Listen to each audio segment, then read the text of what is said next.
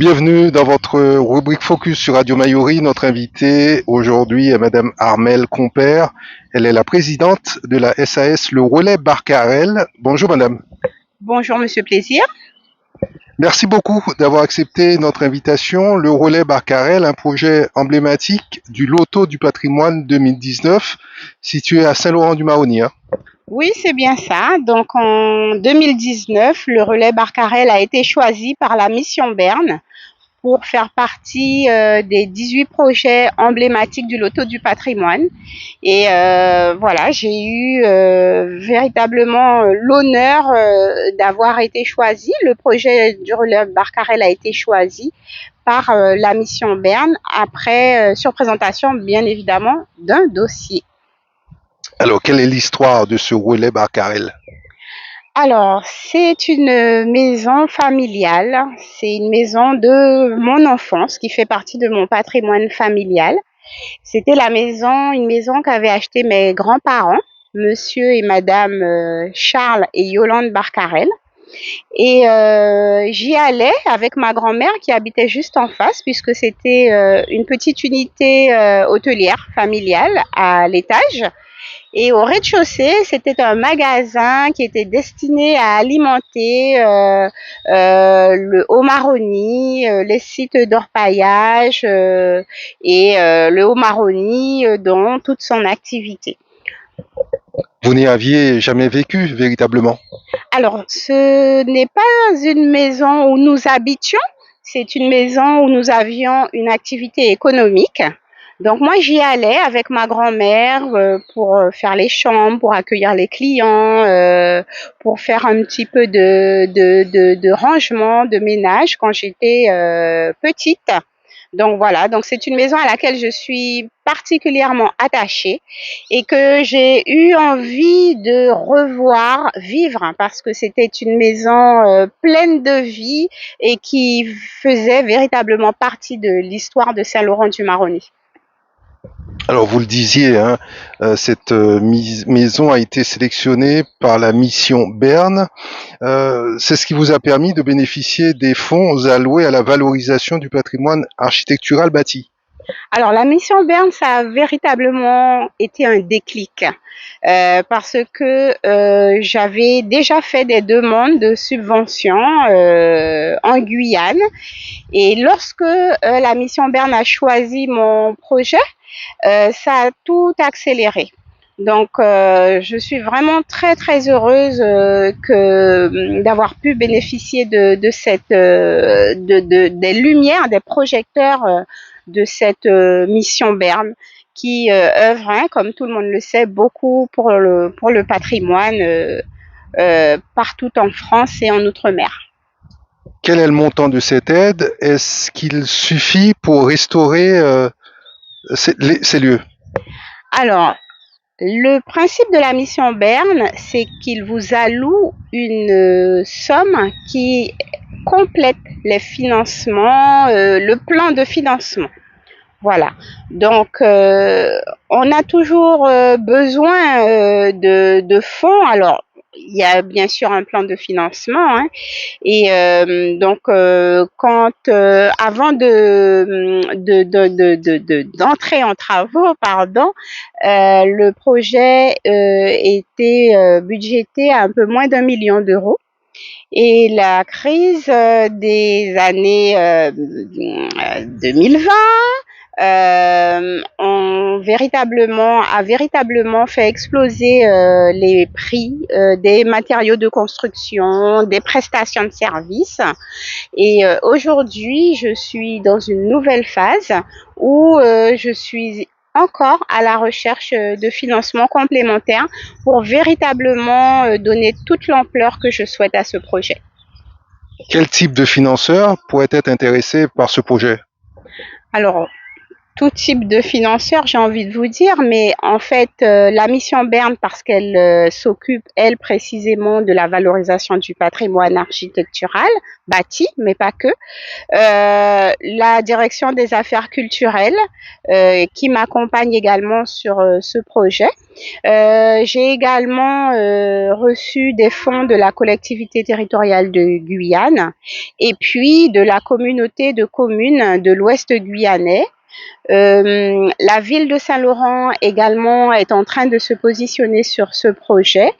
Et puis, bien sûr, il y a des financements d'ordre privé, hein, puisque quand vous faites un projet tel que celui-là, voilà, il faut aussi vous mettre du vôtre et c'est tout à fait normal.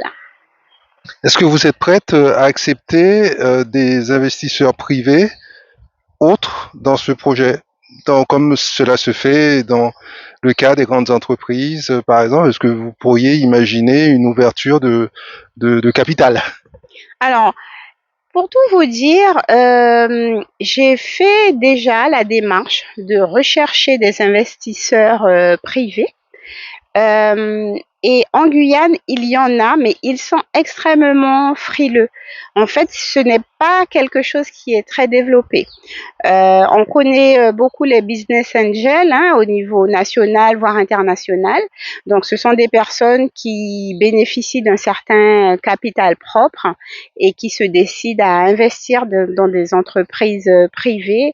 Et ce concept est encore aujourd'hui très peu développé en Guyane. Alors moi, je suis prête à étudier évidemment les demandes de potentiels investisseurs. Pourtant, dans l'Ouest, il y a un véritable marché, il n'y a pas suffisamment de logements, alors que vous, votre projet consiste à proposer du meublé de tourisme de caractère. Donc, on n'aura aucun souci pour entrer dans ces dépenses, dans ces frais. Alors, oui, le produit que je propose est véritablement un produit différencié et différenciant de ce qui existe aujourd'hui dans le marché de l'hébergement touristique. Et comme vous le dites, au niveau de l'Ouest, au niveau de Saint-Laurent-du-Maroni, c'est une zone, une région, un territoire qui est extrêmement dynamique et où il y a peu de tout, peu d'infrastructures, peu d'institutions, peu de structures d'hébergement, même si ça commence tout de même à changer, hein. Il y a récemment 2 unités hôtelières qui ont ouvert leurs portes sur le territoire de la commune de Saint-Laurent. Donc oui, on a besoin effectivement de dynamisme, de développement économique. Et mon projet, il s'inscrit tout à fait dans cela. Je veux, moi, être un acteur économique de l'Ouest, de la ville de Saint-Laurent-du-Maroni, et je veux apporter à ma clientèle un produit de qualité, un produit voilà qui est unique et qui est atypique également. Ce projet devrait voir le jour dans combien de temps? Est-ce que vous pouvez nous parler de votre planification?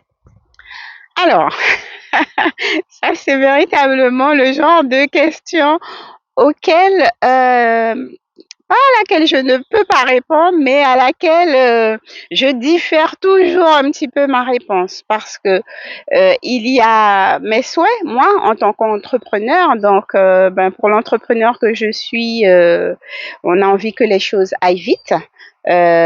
Pour plusieurs raisons, parce que économiquement, on le sait, un projet qui dure dans le temps, c'est un projet qui n'est pas rentable, où vous perdez des sous, où les partenaires également, voilà, ils se demandent s'ils ont bien fait de vous faire confiance. Alors bon, pour répondre directement à votre question, j'ai la ferme intention que mon projet ait abouti au premier semestre de l'année 2025. Et ce sera rentable dans combien de temps? Alors, le système économique, le business model de mon projet fait que la rentabilité devrait être assez rapide. Pourquoi? Parce que le taux d'occupation que j'ai calculé pour cet hébergement avoisine les 75%. Voilà, donc c'est la raison pour laquelle aussi, puisque l'investissement est quand même assez lourd, c'est la raison pour laquelle aussi je recherche le maximum de partenaires institutionnels pour justement pouvoir limiter l'investissement qui est au départ conséquent et pouvoir rendre le projet le plus rapidement le rentabiliser le plus rapidement possible. Alors, à quoi va ressembler le site? Parlez-nous un petit peu des produits que vous allez proposer. Alors déjà, pour les personnes qui ne connaissent pas Saint-Laurent, je les invite à imaginer une maison qui a été construite à la fin du 19e siècle, qui a été construite tout en briques de terre cuite, donc les briques qui étaient précédemment fabriquées par l'administration pénitentiaire à Saint-Laurent-du-Maroni et dans le reste de la Guyane d'ailleurs. Vous aurez une maison chargée d'histoire qui est extrêmement une bâtisse d'une très grande qualité architecturale. C'est la seule maison qui est entièrement en briques apparentes au niveau de Saint-Laurent-du-Maroni, qui présente véritablement de très très beaux espaces, de très très beaux volumes. Et les personnes qui viendront séjourner au Relais Barcarelle auront la chance de partager cette histoire. Je souhaite en faire un produit qui allie le côté historique, patrimonial, avec le côté innovant. Donc, vous serez à la fois embarqué dans le passé, mais également avec une vision vers le futur. Au niveau des chambres, il y aura des suites, des chambres individuelles, doubles pour accueillir aussi bien des familles que des hommes d'affaires.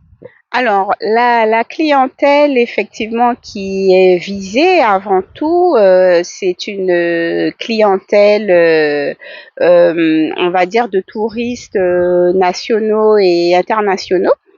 Donc ça, c'est la clientèle cible. Et bien entendu, compte tenu du peu d'offres en matière d'hébergement, le site sera bien entendu ouvert à tous. Donc oui, vous aurez des chambres et des studios différents pouvant accueillir entre 1 à 4 personnes. La capacité sera de combien de studios, par exemple? Alors, la capacité sera de 8 studios. Très bien. Depuis quand travaillez-vous sur ce projet? 2014, je crois? Oui, oui, effectivement. Donc, vous voyez, ça fait 10 ans. C'est long. C'est long au sens où il faut véritablement tenir la distance. Donc, heureusement, je suis accompagnée. Je fais partie d'un incubateur d'entreprise, le réseau Les Premières de Guyane. Et voilà, j'ai envie de dire que lorsqu'on a un projet tel que celui-ci, il faut véritablement savoir s'entourer. Donc j'ai ce réseau qui m'accompagne depuis les débuts, qui est un réseau très important, qui est un réseau qui vous forme, qui vous permet de développer vos capacités, vos compétences en tant que chef d'entreprise, qui est un réseau également qui vous appuie, qui vous soutient, puisque vous vous retrouvez dans un environnement avec d'autres chefs d'entreprise, d'autres femmes qui ont des préoccupations similaires aux vôtres.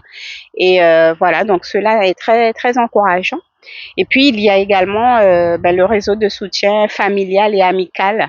Et ça, c'est vraiment, vraiment essentiel.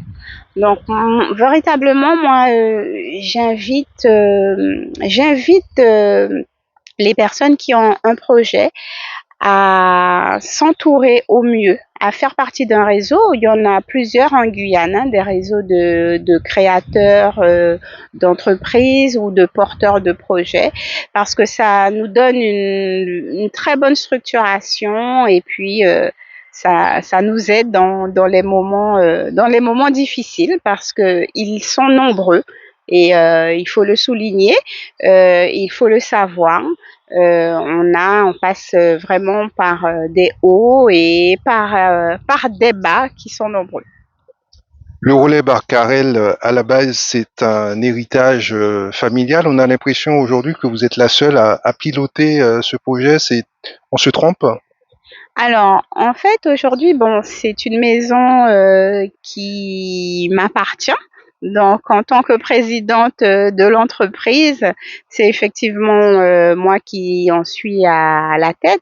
Alors, vous savez, c'est toujours difficile pour les autres qui vous entourent de visualiser le projet comme vous pouvez le visualiser. Même si vous partagez votre vision, euh, quand les barrières de mon chantier ont été installées au mois de novembre, une petite anecdote, au mois de novembre 2023, et j'ai eu énormément de coups de fil à ce moment-là de personnes qui m'ont dit: «Ah, enfin, tu fais quelque chose de ta maison!» Et ça faisait déjà 8 ans que je travaillais sur ce projet. Donc, les personnes ont besoin de voir les choses et c'est normal, je comprends.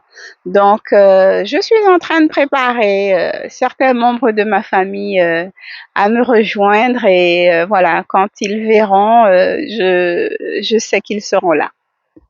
Armel Compère, avant d'être entrepreneur, vous aviez travaillé comme salarié euh, au sein du groupe La Poste, notamment pendant 13 ans. Alors oui, j'ai travaillé au sein de ce groupe hein, qui, qui est un groupe international. On a souvent tendance à l'oublier, hein, qui a une implantation internationale, nationale et dans l'ensemble des départements d'outre-mer. Et ça a été une expérience très enrichissante, comme toutes les expériences que l'on peut vivre. Et j'ai décidé de passer du salariat à l'entrepreneuriat. Une transition dont dont vous gardez de beaux souvenirs, aucun regret. Au contraire, quel changement avez-vous constaté? Quels sont les avantages, les inconvénients de ce passage, de cette transition? Eh bien, on se réveille pas un beau matin hein, en se disant je vais intégrer le monde de l'entreprise. C'est une réflexion que l'on nourrit parce que on a une vision. Enfin, en tout cas, moi, j'ai une vision depuis très longtemps. Euh, mon projet, c'est véritablement d'apporter quelque chose à la ville de Saint-Laurent-du-Maroni.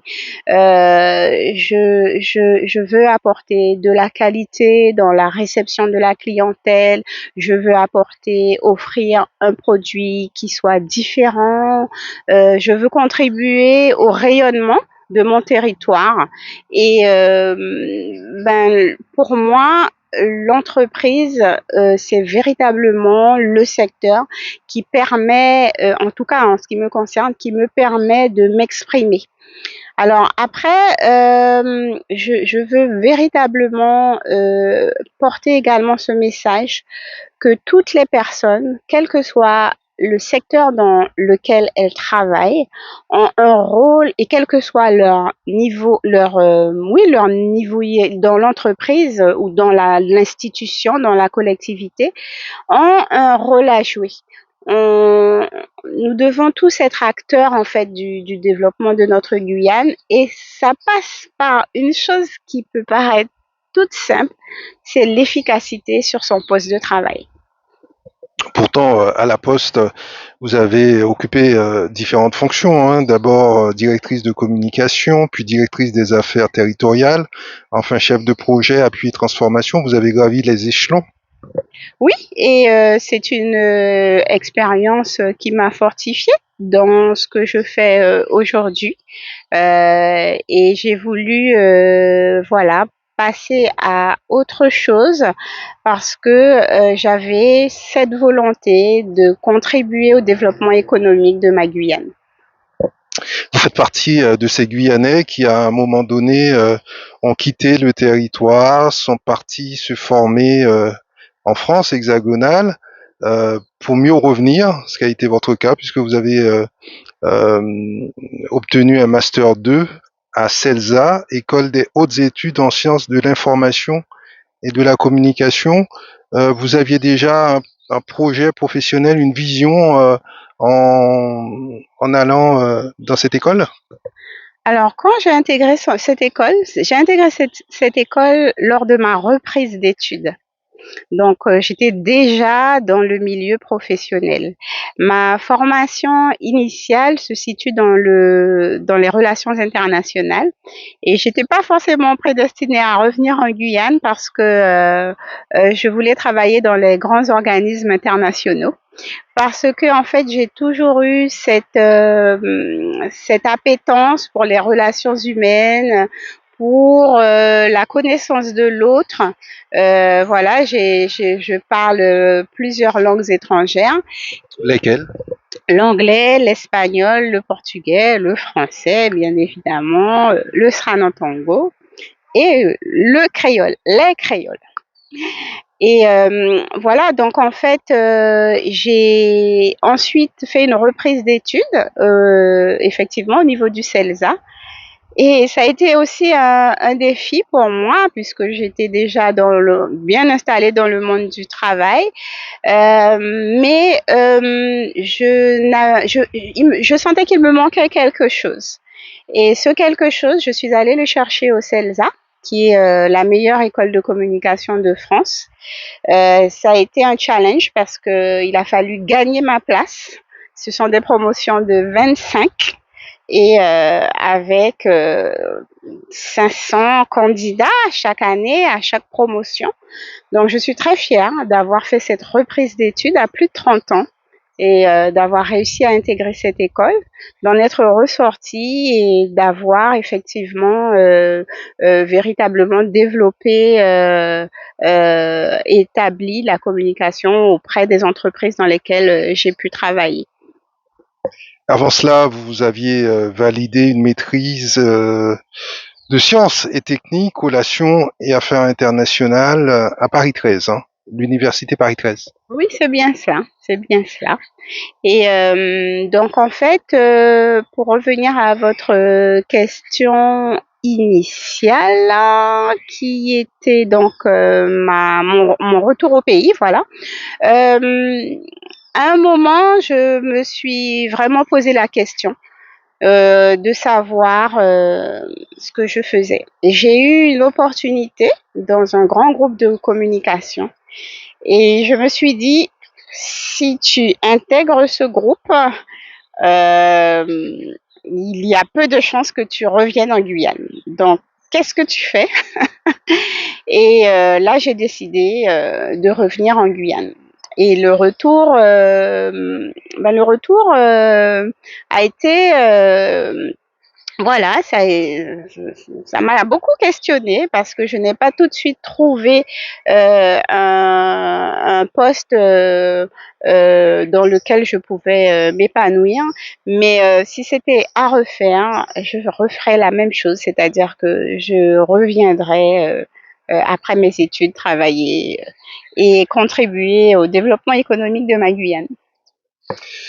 Armel Compère, c'est une vie de bénévolat assez remplie, riche, principalement à la JCI. Oui, effectivement. Alors, quand je suis revenue en Guyane, je me suis engagée à la Jeune Chambre économique. Donc, j'habitais à l'époque à Kourou. Et je me suis engagée dans cette association qui développe la prise de responsabilité pour les jeunes et par les jeunes de moins de 40 ans. Donc, j'ai intégré cette association, et les différents échelons, jusqu'à devenir présidente de la Jeune Chambre économique de Kourou et à mener a mené cette année-là, l'année de ma présidence, la Jeune Chambre dans le classement des 10 meilleures jeunes chambres de France. Donc là, ça a été également, ça m'a permis la Jeune Chambre économique, mon expérience à la Jeune Chambre économique. Alors, dans un premier temps, de me former, puisqu'on se formait en développement personnel, en gestion du temps, gestion du stress, en animation de réunions, en travail en équipe. Donc, ça a véritablement permis de me former, parce que tout cela, ça vous sert également dans vos activités professionnelles. Et puis, ça m'a permis aussi de me rendre compte que je pouvais embarquer les personnes avec moi, partager une vision et embarquer un groupe. Donc, ça a été très révélateur de mes capacités. Et j'ai ensuite accepté une mission au niveau de la jeune chambre, de la Fédération des jeunes chambres de la Guyane et des Antilles, où j'ai été vice-présidente en charge de l'international. Et ensuite, j'ai été sollicitée pour me présenter en tant que directrice nationale à la Jeune Chambre économique française. Donc, c'était une candidature individuelle, c'était pas une candidature de liste. Et j'ai été la mieux élue parmi les différentes personnes qui se sont présentées. Et le président qui m'a fait confiance m'a confié la gestion des affaires internationales de la Jeune Chambre économique française. Et j'ai pu là également utiliser vraiment à bon escient mes compétences en matière de langues étrangères et en matière d'organisation d'événements et de gestion de projets. Donc une école de la vie et de la prise de responsabilité formidable. Et j'invite véritablement les jeunes qui ont moins de 40 ans à s'engager au sein de cette association. Voilà, ils auront des acquis qui leur resteront et qui leur serviront pour tout ce qu'ils entreprendront. Pour revenir au relais Barcarel, est-ce que l'on peut suivre la progression des travaux, la progression du projet jusqu'à sa livraison en 2025? Alors, oui. Alors, déjà, en passant devant le chantier à Saint-Laurent-du-Maroni. Ouais, mais si on n'est pas en Guyane, encore moins si on n'est pas dans l'Ouest. Oui, alors, bon, ça c'était le petit clin d'œil, vous l'aurez bien compris. Et puis, le relais Barcarel a un Instagram sur lequel vous pouvez suivre l'évolution et sa mise en beauté, voilà, qui se fait petit à petit pour le moment. Hormis ce projet qui occupe, j'imagine, 3/4, voire même 99% de votre temps, est-ce que vous avez d'autres projets que vous aimeriez partager avec nous avant de nous quitter? Alors moi, je foisonne, mon esprit foisonne de projets, mais pour le moment, je me consacre vraiment au développement du relais Barcarel. Mais en termes d'idées, voilà, si vous voulez des idées de création d'entreprise, je peux partager avec vous tout plein d'idées que j'ai pour des jeunes et des moins jeunes, parce qu'en fait, je crois qu'aujourd'hui, il y a énormément de personnes qui sont installées professionnellement et qui s'ennuient ou qui ne se retrouvent pas, qui ne sont pas heureux à leur poste de travail. Et en fait, aujourd'hui, il y a véritablement énormément de choses que l'on peut développer en prenant plus ou moins de risques. Voilà. Et beaucoup de personnes me disent ah oui, mais les financements, c'est difficile à trouver, etc. Et moi, j'ai coutume de dire qu'il y a toujours des financements pour de bons projets. Relais Barcarel, est-ce que cela a une signification? Oui, le relais Barcarel, c'était le nom de cette unité hôtelière familiale qui était tenue par mes grands-parents, qui s'appelaient Charles et Yolande Barcarel. C'était leur nom de famille. Et quand j'ai décidé de reprendre ce projet, j'ai voulu conserver ce nom parce que c'était un nom qui était très connu en Guyane auparavant et qui a complètement disparu puisque mes grands-parents ont eu essentiellement des filles. Donc le nom ne s'est pas perpétué. Il y a comme ça des grands noms de Guyane qui ont disparu, Barcarel, Gamalam, Léwagnou, Gougis. Gougis un peu moins, on a encore des Gougis. Voilà, et Tanon. Et en fait, ce nom, je veux véritablement l'honorer, le chérir, parce que c'est un nom qui a compté dans le développement de la Guyane et de Saint-Laurent-du-Maroni. Donc, vous entendrez à nouveau parler du relais Barcarel de façon pérenne, je le souhaite. Armel Compère, merci. Merci beaucoup, ce fut un plaisir, monsieur Plaisir.